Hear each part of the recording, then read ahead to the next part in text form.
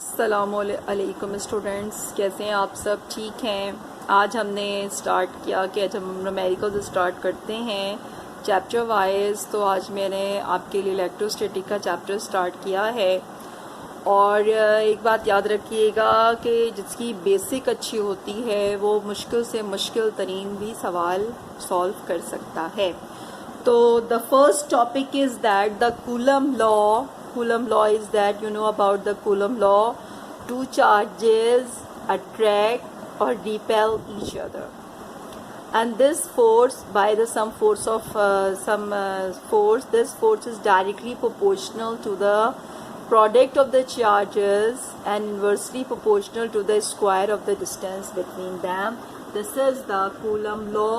F is equivalent to K Q1 Q2 upon R square, where K is the constant 1 upon 4 pi epsilon naught. Epsilon not का मतलब होता है permittivity of free space. यहाँ हम इसे constant लेंगे, इसकी वैल्यू है 9 × 10⁻⁹। इसकी डिटेल हम फिर कभी करेंगे। अभी हम जो बात कर रहे हैं, सवाल बहुत आसान है, बिल्कुल मैट्रिक के लेवल का है, लेकिन ये भी आपको आना चाहिए। कभी कभी आसान चीज़ें हम ये सोच कर छोड़ देते हैं कि आसान है, वही हमारे लिए प्रॉब्लम क्रिएट करती हैं। तो प्रॉब्लम ये है कि टू पॉजिटिव चार्जेस, दो पॉजिटिव चार्जेस हैं ऑफ मैग्नीट्यूड 20 माइक्रोकूलम, जिसमें से एक की मैग्नीट्यूड 20 माइक्रोकूलम है and 100 microcoulomb are placed at a distance of 150 centimetre. दोनों को एक दूसरे से 150 सेंटीमीटर के फासले पर रखा गया है from each other. Calculate the electric force of repulsion. अब रिपल्जन क्यों कहा जा रहा है? आपको पता है कि it's a property of the charges. Same charge जो हैं वो क्या करते हैं, एक दूसरे को सेम चार्ज एक दूसरे को क्या करते हैं, रिपेल करते हैं।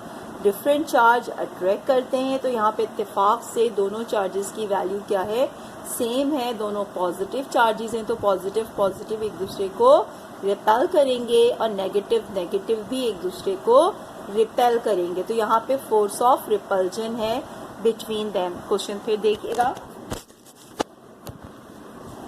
क्वेश्चन क्या कह रहा है? क्वेश्चन ये कह रहा है कि two positive charges of magnitude 20 microcoulomb and 100 microcoulomb are placed at a distance of 150 centimetre from each other. Calculate the electric force of repulsion between them. अब simple, the data is that, और से देखिएगा, Q1 is 20 microcoulomb. Micro का मतलब होता है 10⁻⁻⁶। हमने इसको कन्वर्ट किया 10⁻⁶ में। Similarly Q2 100 microcoulomb. सबसे पहले इसको हमने माइक्रो को चेंज किया, माइक्रो का मतलब है 10⁻⁻⁶। अब आइए ज़रा, डिस्टेंस जो है वो सेंटीमीटर में गिवन है और हम सेंटीमीटर में काम नहीं करते हैं। ये centimetre is the unit of the CGS system. हम बात करते हैं MK सिस्टम की, और हमें कन्वर्जन पता है कि 1 metre is equal to the 100 centimetre. मैंने एरो ये बताया है कि when we move from centimeter to meter we divide the term by 100, यानी कि सेंटीमीटर से मीटर में जाने के लिए 100 से क्या करना होगा, डिवाइड करना होगा। तो हमने सिंपल R को क्या कर दिया, 100 से डिवाइड कर दिया, हमारे पास R आ गया 1.5 मीटर। अब बिल्कुल सिंपल फॉर्मूला है और माशाल्लाह अब आपको इतना सब कुछ आ चुका होगा। आपने कुछ नहीं करना है, आपने वैल्यू सब्स्टिट्यूट करनी है। F is equal to K Q1 Q2 upon R square and you finally got your answer 8 newton. K की वैल्यू मैंने अभी आपको बताई कि the value of K is equal to the 1 upon 4 pi epsilon naught, और इसकी value होती है 9 × 10⁻⁹ newton metre square, newton metre square पर कूलम स्क्वायर। हम बात करेंगे, यहाँ पे आपको पहली फिगर नजर आ रही है लेफ्ट हैंड साइड पे। There are we have two charges Q1 Q2 and the distance between them is R and the air is present between these two charges. The Coulomb formula is that F is equivalent to K Q1 Q2 upon R square, where K is the 1 upon 4 pi epsilon naught and epsilon naught is the permittivity of phase space, it is the constant. अब हम बात करेंगे when the, हमारे पास एक जो दूसरी diagram नजर आ रही है कि when we have two charges Q1 Q2 and there exists some medium glass plate with the air, the new formula should be F dash is equivalent to K Q1 Q2 upon R square, और K की value अब यहाँ पे totally change हो जाएगी, यहाँ पे हो जाएगा K is equivalent to 1/4 pi epsilon naught epsilon R, and epsilon is equivalent to the product of epsilon naught into epsilon R, where epsilon R is called the relative permittivity and epsilon R is called the dielectric constant. तो अब हमें इन दोनों में difference आप देख लीजिएगा, समझ लीजिए अच्छे तरीके से कि F कब होगा और F डैश कब होगा, ये आपको समझने आना चाहिए। अब मैं एक प्रॉब्लम कराने जा रही हूँ आपको इसी से related. Now students, the next question is that the electric force between 2 point charges, आपसे कहा जा रहा है कि 2 पॉइंट चार्जेस के दरमियान electric force placed in air is 2 Newton, यानी कि अगर 2 चार्जेस के दरमियान एयर मौजूद है तो इलेक्ट्रिक फोर्स की वैल्यू 2 न्यूटन है। कैलकुलेट द इलेक्ट्रिक फोर्स, आपको इलेक्ट्रिक फोर्स कैलकुलेट करनी है बिटवीन दैम, उनके दरमियान, when medium between them in, जब उनके दरमियान जो है मीडियम क्या होगा, वाटर होगा और माइका होगा। अच्छा, अभी से पहले मैंने आपको डिस्कस किया था कि एयर के साथ साथ अगर कोई मीडियम हो जाए तो force should be reduced. It's a very very important idea student, ये बहुत छोटी सी बात है, आपको अपनी तैयारी अब इस पॉइंट ऑफ व्यू से करनी है कि आपको अपने सारे कॉन्सेप्ट्स क्लियर रखें, बिल्कुल होशो हवास के साथ, रट्टा नो रट्टा। मैंने आपसे कहा कि when there is medium, any medium is present between the charges, the force should be reduced. The condition is that F is equivalent to 2 newton, और हमें अब हम ये यहाँ पे सिंप्लीफाई करके आपको बताते हैं कि दरअसल मैंने फॉर्मूला कैसे ड्राइव किया है। अब आप देख रही हैं यहाँ पे F is equivalent to K Q1 Q2 upon R square और F is equivalent to 1/4 pi epsilon naught, ये F के बराबर है। लेकिन जब F डैश की बात हम करेंगे तो F dash is equal to K dash Q1 Q2 upon R square, और K डैश की जगह मैं रखूंगी 1/4 pi epsilon naught epsilon R। There is some medium between them. अगर आप इसको गौर से सिंप्लीफाई करें तो मैंने 1/4 पाई एप्सिलॉन नॉट को एक तरफ डाल दिया है और 1/एप्सिलॉन R को एक तरफ निकाल लिया, तो ये दरअसल ये पूरा का पूरा फॉर्मूला जो है वो क्या बन रहा है, ये पूरा का पूरा फॉर्मूला 1/4 पाई एप्सिलॉन नॉट, और ये किस चीज के बराबर हो गया, ये F के बराबर हो गया। तो हमारे पास फॉर्मूला क्या ड्राइव हो गया, F dash is equal to 1/एप्सिलॉन नॉट मल्टीप्लाई बाय F, या हम ये कह सकते हैं कि F dash is equal to F upon epsilon R। ये बड़ा इंपॉर्टेंट फॉर्मूला है, इसको याद कर लीजिए। F dash force when there is some medium between the two charges, we can derive the force is F dash, और air जब होगा तो सिंपल हम F लेंगे, तो F dash is equal to F upon epsilon R। अब हमें F dash निकालनी है। वाटर के लिए हमारे पास है कि फॉर वाटर के लिए हमारे पास है एप्सिलॉन R 80, हमने सब्स्टिट्यूट किया, F dash is equal to 2/80। देखिए आपके पास आंसर आ गया 0.025 न्यूटन। जब एयर था तो एयर में कितना आंसर आ रहा था, 2 न्यूटन, लेकिन वाटर के अंदर जो आया वो कितना हो गया, रिड्यूस होके 0.025 न्यूटन। अब माइका जो है epsilon R for the mica के लिए जो एप्सिलॉन R आ रहा है वो 3.8 आ रहा है, 3.8। तो F डैश क्या हो जाएगा, F dash is equal to 2 divided by 3.8, आपके पास आंसर आ गया 0.526। अगर आप गौर से पूरे सवाल को फिर से देखिए, बहुत आसान सी बात मैंने की है। मैं ये कह रही हूँ कि इलेक्ट्रिक फोर्स 2 चार्जेस के दरमियान 2 न्यूटन है। आपको इलेक्ट्रिक फोर्स फाइंड आउट करनी है जब दोनों के दरमियान मीडियम जो है वो क्या हो जाए, वाटर हो जाए या माइका हो जाए। तो आपके पास फॉर्मूला मौजूद है, ये सारी चीज़ें मौजूद हैं, आप इसको अच्छे तरीके से कीजिए और फिर देखें कि आपने देखा कि when there exist a medium the force should be reduced. Now the next question is that find the magnitude of electric intensity at a point distance 50 centimeter from a charge of 5 microcoulomb।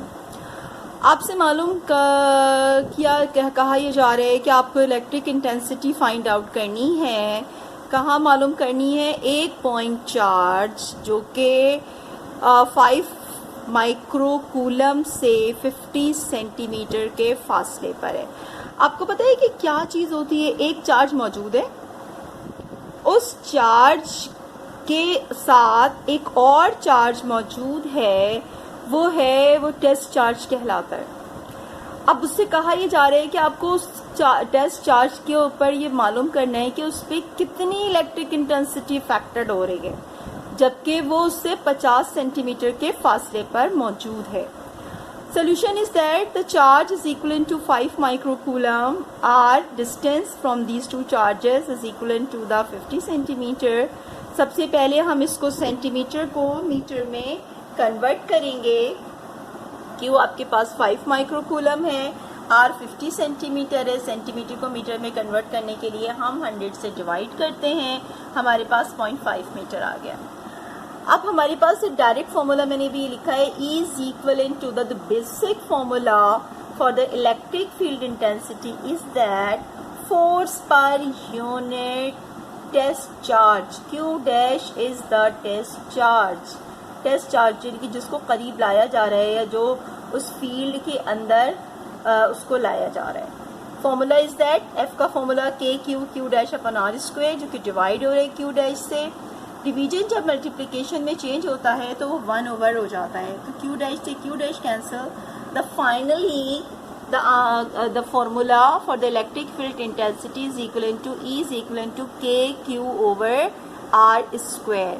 तो हमने substitute कर दिया, K की जगह 1/4 pi epsilon not, Q की जगह 5 × 10⁻⁻6 and R is equivalent to the आपके पास आपको पता है 0.5 का स्क्वायर।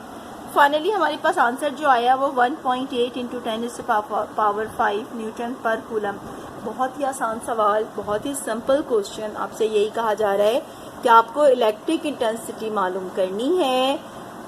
एक चार्ज है, उससे 5 कूलम का एक चार्ज है, उससे कितने 50 सेंटीमीटर पे एक दूसरा चार्ज है, उस पर आपको क्या मालूम करनी है? इलेक्ट्रिक फील्ड इंटेंसिटी मालूम करनी है। Next question is that find the intensity of the electric field. आपको क्या मालूम करना है? इंटेंसिटी मालूम करनी है इलेक्ट्रिक फील्ड की, such that an electron placed in it, यानी कि इलेक्ट्रॉन उस फील्ड के अंदर मौजूद है, वुड एक्सपीरियंस आ फोर्स, उसके ऊपर जो फोर्स लग रही है, equal to its weight. Very very very very important question कह सकते हैं आप। ये आपका MCQ में भी पूछा जा सकता है और है भी थोड़ा सा सिंपल। आपसे क्या कहा जा रहा है? आपसे मालूम करनी है, आपको कहा जा रहा है कि आपको एक इंटेंसिटी मालूम करनी है, electric field intensity find out करनी है इलेक्ट्रॉन पर। यानी कि एक फील्ड है जिसके अंदर एक इलेक्ट्रॉन मौजूद है और आपसे कहा जा रहा है कि आप इलेक्ट्रिक फील्ड इंटेंसिटी मालूम करें उस इलेक्ट्रॉन पे, जबकि उसका जो है वो क्या है, फोर्स जो है वो उसके वजन के बराबर है। ये इसकी आपकी कंडीशन है। फिर से मैं क्वेश्चन को रिपीट करूंगी। फाइंड द, और से देखिएगा, find the intensity of the electric field such that an electron placed in it would experience a force equal to its weight। ठीक है। अच्छा, अब इसका सोल्यूशन है, formula E is equal to F/Q और आपसे कहा जा रहा है कि F is equal to W is equal to mg। हमने ये कंडीशन अप्लाई करनी है और उसके साथ साथ हमने रखा कि E बराबर है, putting the value of F here, mg over Q। m की जगह मास ऑफ द इलेक्ट्रॉन आएगा, Q की जगह चार्ज ऑफ द इलेक्ट्रॉन आएगा, तो ये आ गया mass of the electron multiply by 9.8 charge of the electron. अच्छा, आपने ये दो चीज़ें आपने याद करनी है। Mass of the electron is equal to 9.1 × 10⁻31 kg। Some time ये इम्तिहान में नहीं दिया जाता, लेकिन आप ये मास ऑफ द इलेक्ट्रॉन ज़रूर याद कर लीजिए। और इसी तरीके से चार्ज ऑफ द इलेक्ट्रॉन भी याद कर लीजिए, 1.6 × 10⁻⁻19 coulomb. When we substitute all the values, we get the answer. Finally, answer is E is equal to 5.5 × 10⁻11 Newton पर कूलम। तो समझ में आई बात कि एक इलेक्ट्रॉन फील्ड में मौजूद है उसका वज़न उसके वेट के बराबर, उस पर जो फोर्स लग रही है वो उसके वेट के बराबर है, तो उसकी इलेक्ट्रिक इंटेंसिटी क्या होगी?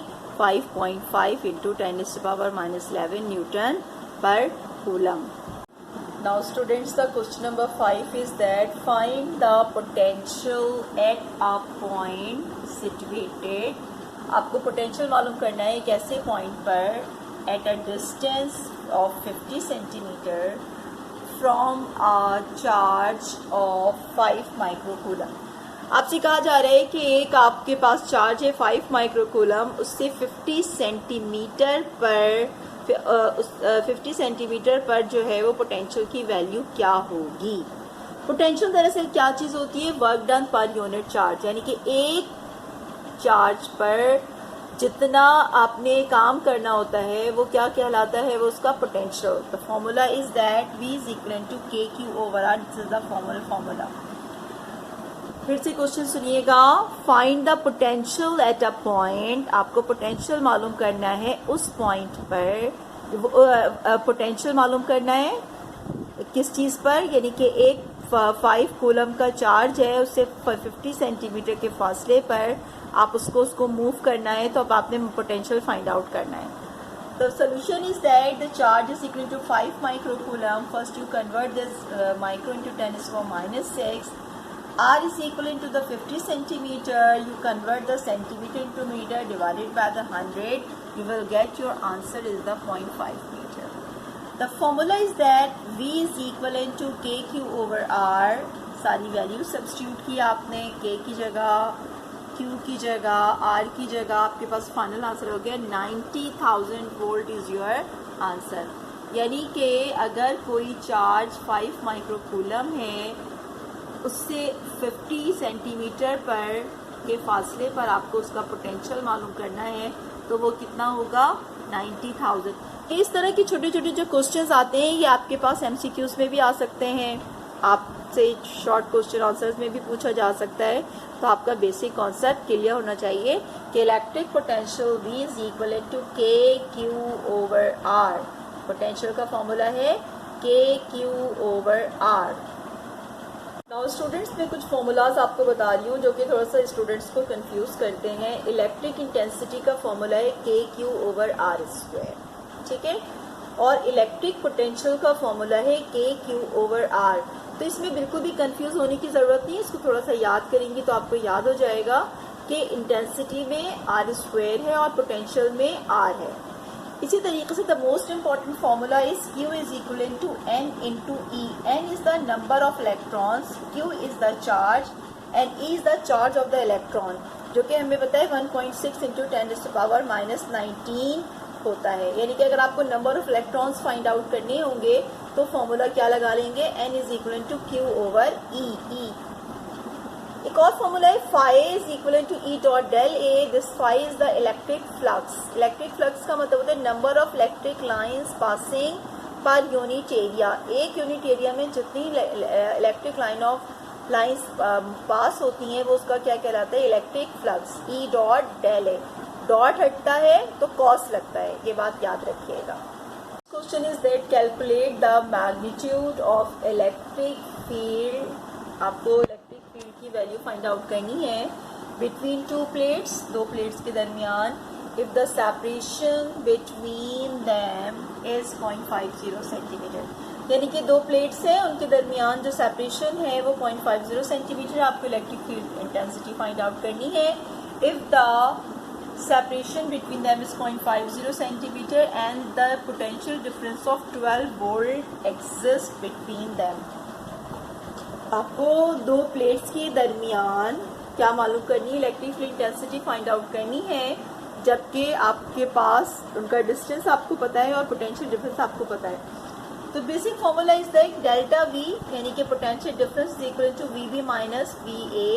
It is equal to E multiply by D। Delta V is equal to E multiply by D, और E अगर फाइंड आउट करना हो तो D मल्टीप्लाई हो रहा है, वहाँ जाके डिवाइड हो जाएगा। E बराबर है डेल्टा V/D।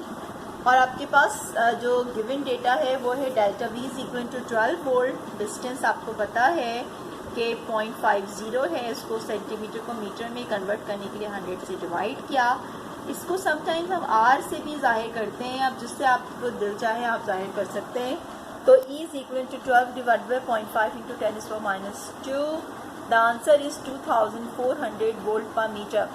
स्टूडेंट्स, मैं बार बार आपसे यही कहूँगी कि ये छोटे छोटे क्वेश्चंस आपने अच्छे तरीके से अपने जहन में रखने हैं, और आपका 50 मार्क्स का जो MCQ का पेपर है वो इंशाअल्लाह ताला इतना ही इसी तरह से आएगा। इसी तरह से आपको अपने कॉन्सेप्ट्स को क्लियर करने हैं, छोटे छोटे फॉर्मूले याद करने हैं। जैसे मैंने आपसे कहा कि delta V is equal to E into D, product of the electric field intensity multiply by D। Basic formula याद कर लीजिए सब चीज़। एक चीज़ और मैं इस प्लेटफॉर्म पे कहना चाहूँगी कि बाज़ ये जो प्रिपरेशन सेंटर वाले आपको शॉर्ट की तरफ लेकर आएंगे कि ये शॉर्ट वो शॉर्ट की तरफ मत जाइएगा, आप परेशान हो जाएंगी। आप सिर्फ बेसिक फार्मूला याद कीजिएगा। जब बेसिक फार्मूला हो जाएगा तो आप ड्राइव खुद भी कर सकती हैं। Now the next question is that an electron has a speed of 10⁶ metre per second. Electron जिसकी स्पीड 10⁶ मीटर पर सेकेंड है, find its energy in electron volt. आपको एनर्जी फाइंड आउट करनी है इलेक्ट्रॉन वोल्ट में। Basic formula is that kinetic energy is equal to Q del V। Kinetic energy का formula क्या है? Q del V। अच्छा, अब क्या करना है आपको? सोल्यूशन फाइंड आउट करना है, और सोल्यूशन क्या कह रहा है कि the energy of the moving electron is will be it's kinetic energy. आपसे कहा जाता है कि जो मूविंग इलेक्ट्रॉन की जो एनर्जी है वो दरअसल क्या होती है? वो काइनेटिक एनर्जी होती है। And kinetic energy is equal to ½ mv²। Substitute कर दिया वैल्यूज आपने, हाफ रखा, मास रखा, उसकी जगह मास ऑफ द इलेक्ट्रॉन, इसकी वैल्यू रखी। अब जो आंसर आपके पास आ रहा है, आप देख रहे हैं यहाँ पे 10⁻31 है और 10⁻6 की पावर 2, यानी कि ये क्या हो जाएगा? 10⁻12। बेसिस एक हों तो पावर्स आपस में ऐड हो जाती हैं। आपके पास फाइनली आंसर आया 4.55 इंटू 10⁻⁻19 जूल्स। ये आपके पास एनर्जी है जूल्स में। लेकिन क्वेश्चन की जो रिक्वायरमेंट है वो ये है कि आपको एनर्जी किस में निकालनी है? इलेक्ट्रॉन वोल्ट में फाइंड आउट करनी है। आपको पता है कि conversion 1 electron volt is equal to 1.6 into 10⁻⁻19 joule. To convert joule into electron volt divide by 1.6 into 10⁻⁻19 joule. याद रखिएगा, जूल से जब इलेक्ट्रॉन वोल्ट में आपने कन्वर्ट करेंगे तो हमेशा 1.6 इंटू 10⁻⁻19 से डिवाइड करेंगी। तो जो फाइनल आंसर आया था आपका, जो फाइनल आंसर आया था उसको डिवाइड कर दिया हमने 1.6 इंटू 10⁻⁻19 से, और काइनेटिक एनर्जी हमारे इलेक्ट्रॉन वोल्ट में कितनी आ गई? 2.84 इलेक्ट्रॉन वोल्ट। स्टूडेंट, ये जो क्वेश्चन है इस बहुत ही ज़्यादा इम्पॉर्टेंट क्वेश्चन है। मैं आपको सिर्फ इम्पॉर्टेंट चीज़ें करा रही हूँ, मैं आपको डिटेल में नहीं जा रही। मैं सिर्फ वो क्वेश्चन करा रही हूँ जो कि शॉर्ट क्वेश्चन आंसर्स या फिल इन दी ब्लैंक्स में आपसे पूछे जा सकते हैं। आपसे कहा जा रहा है कि एक इलेक्ट्रॉन की स्पीड 10⁻6 मीटर पर सेकेंड है, उसकी एनर्जी निकालिए इलेक्ट्रॉन वोल्ट में। तो सबसे पहले हमने फॉर्मूला लगाया, ½ mv², एनर्जी निकाली जूल्स में, फिर हमने उसको कन्वर्ट कर दिया, तो हमारे पास आंसर किस में आ गया? इलेक्ट्रॉन वोल्ट में।